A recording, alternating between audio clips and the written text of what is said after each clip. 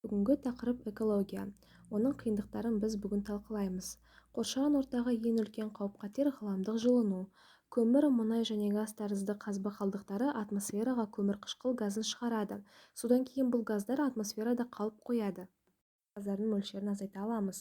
Мұнда мен алдымен электр шамдарын үнемдеу керек, екіншіден біз тиімді машиналарды басқара аламыз.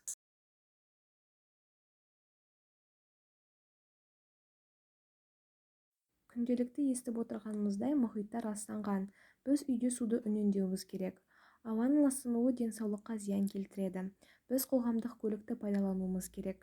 Тірі табиғат тіршілік ету ортасын жоғалтады. Біз тропикалық ормандарды қорғауымыз керек. Сонымен қатар полигондар парниктік газдар шығарады, ал азайту үшін қайта пайдалану және қайта өңдеу керек.